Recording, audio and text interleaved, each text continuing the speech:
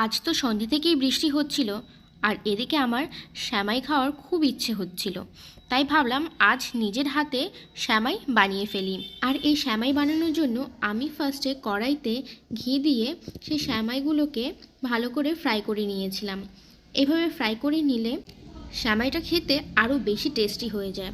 এটা ফ্রাই করে নেওয়ার পর আমি আলাদা পাত্রে দুধ চাল দিয়ে ঢেলে দিয়েছিলাম। একটু সামান্য যখন ফুটে এসেছিল তখন তার মধ্যে আমি নারকেল কোড়া অ্যাড করেছিলাম। হ্যাঁ, নারকেল কোড়াটা অ্যাড করলে কিন্তু আরও বেশি খেতে টেস্টি হয়। আর সেই নারকেল কোড়াটা দিয়ে এরপর এর সাথে আমি সামান্য পরিমাণ এলাচ থেতো করে দিয়ে দিয়েছিলাম। এতে স্মেলটা দারুণ আসে।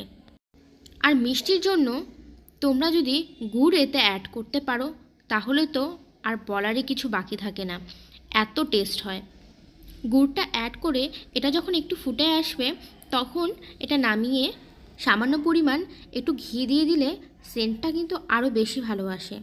আর এটাকে আমি নামানোর পর ঠান্ডা করে খেয়েছিলাম। সত্যি নিজের হাতের রান্নার প্রশংসা করছি না, তোমরা এভাবে বানালে তোমাদেরটাও অবশ্যই ভালো হবে। হ্যাঁ, তবে একবার বানিয়ে আমায় বলো কেমন হয়েছে।